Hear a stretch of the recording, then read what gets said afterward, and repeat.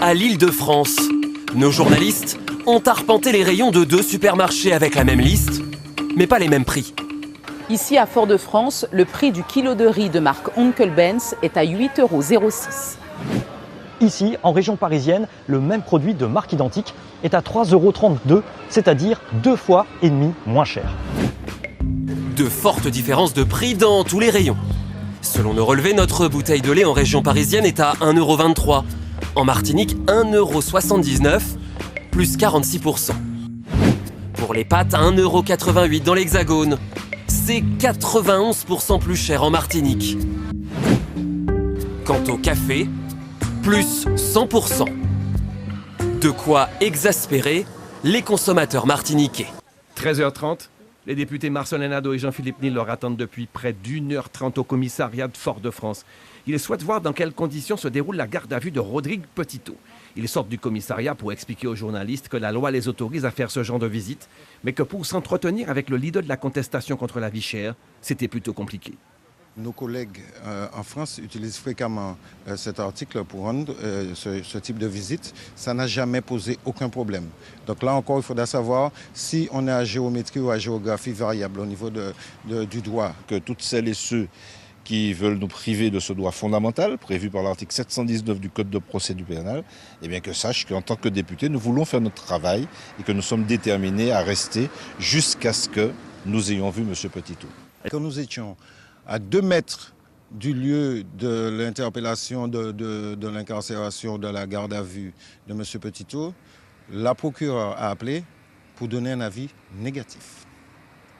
Et nous avons insisté. Nous avons insisté. Et finalement, nous avons pu entrer quand même. On nous a demandé de ne pas lui parler. On lui a parlé quand même. Elle s'est donc rétractée à la fin en disant qu'on pouvait quand même lui parler.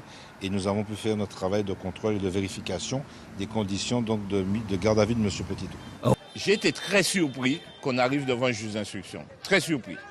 Parce qu'à l'analyse du dossier, des éléments que nous avons eus, des réponses que M. Petitot a pu apporter pendant la garde à vue, je ne voyais pas matière à l'amener devant un juge d'instruction.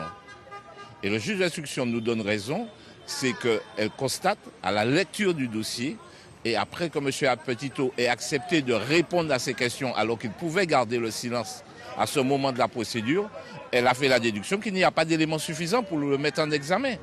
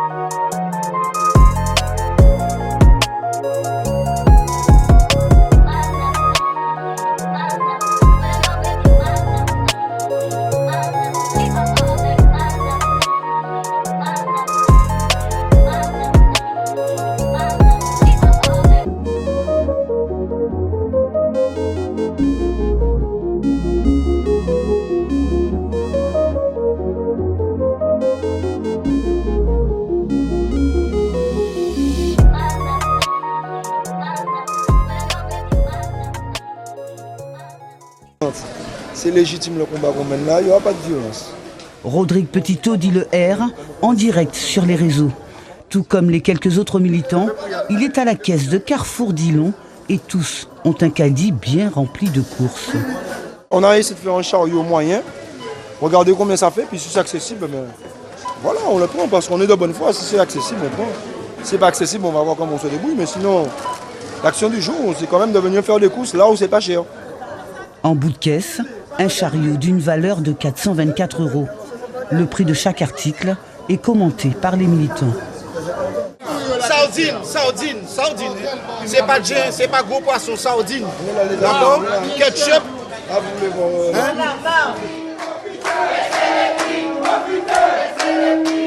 On est à 410.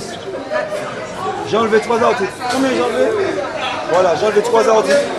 3 articles, ben, je suis toujours à 400 et voilà. Demande le ticket, s'il te plaît. Si le préfet nous invite, bien sûr qu'on va y aller. Mais, je le dis, je l'ai toujours dit, on ne va se mettre dans aucune négociation où le peuple ne peut pas entendre ce qui se dit. Est-ce qu'ils vont choisir une salle où ils vont mettre un dispositif audio pour que tout le monde puisse entendre à l'extérieur? Ils feront comme ils veulent. Est-ce qu'on aura le droit de faire un direct en même temps? Je prends. Mais il faut que le peuple puisse entendre ce qu'on nous propose. Parce que nous ne venons pas en notre personne, nous venons pour le peuple. Et le peuple a besoin d'analyser ce qu'on dit, d'entendre. Et on a besoin de les consulter pour savoir s'ils sont d'accord ou pas. À la mi-journée, les rideaux de Leclerc Galeria sont baissés à leur tour. Mais les autres commerces sont accessibles au public. Les militants se sont scindés en 2 groupes. L'un veille sur Carrefour Dillon et l'autre sur Leclerc Galeria. Entre clients, direction des grandes surfaces et militants, tout s'est déroulé dans le plus grand calme.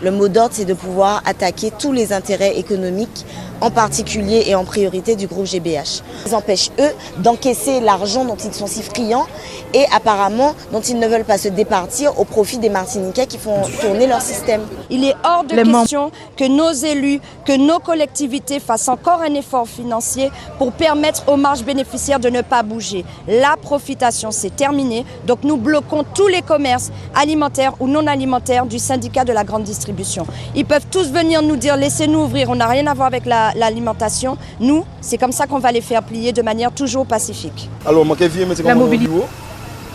Qu'on 15 ans en arrière, que le peuple pas 400, depuis 15 ans après nous dans la même merde. C'est la première fois, et ça a été souligné par les participants, que là, nous allons aller concrètement avec un objectif de baisse annoncé de 20% en moyenne, à une échéance sur laquelle je ne veux pas m'engager, pour une raison très claire, c'est qu'il y a des décisions qui relèvent du niveau gouvernemental et que pour le moment, nous n'avons pas de gouvernement. Néanmoins, la procédure est décidée, la procédure est arrêtée. Par rapport à 2009, ou bien même par rapport à 2019, il y a une autre volonté. On sent une autre volonté de la part de plusieurs personnes, de plusieurs administrations. C'est différent. Donc j'ai mon espoir. Au niveau des entreprises que vous représentez, est-ce que vous êtes prêts, par exemple, à baisser les marges? Il n'est pas question aujourd'hui que la Corse, qui bénéficie de cette continuité territoriale, soit la seule à en bénéficier alors que nous sommes à peu près dans la même situation. La Corse, 341 000 habitants, aujourd'hui près de 220 millions par an de continuité territoriale pour financer justement ces tronçons, pour financer les infrastructures maritimes et parfois même, lorsqu'il reste un peu d'argent, les infrastructures routières. Mon expérience me fait être un peu perplexe par rapport à l'optimisme qui a été affiché aujourd'hui. Moi, c'est sur les actes que nous devrons juger. Aujourd'hui, on ne veut plus d'engagement, même écrit. On veut des actes, on veut voir que les choses changent. Et ce mouvement contre la vie chère, c'est un mouvement qui est éminemment légitime.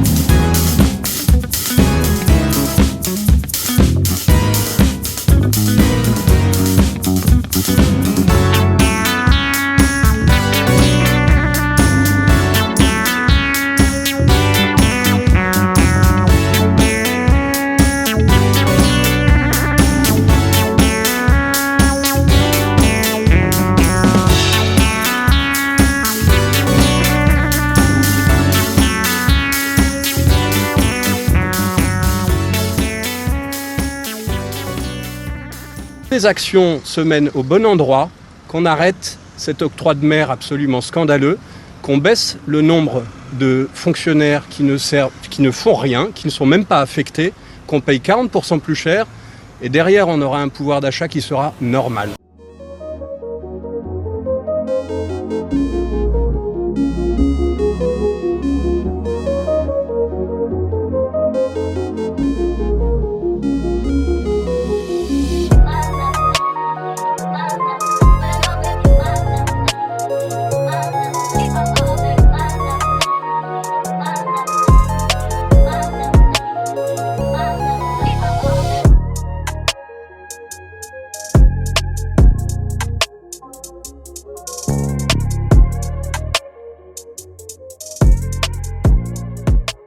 Nous ne sommes pas instigateurs de l'opération d'aujourd'hui comme nous n'étions pas instigateurs du carnaval marron de samedi dernier.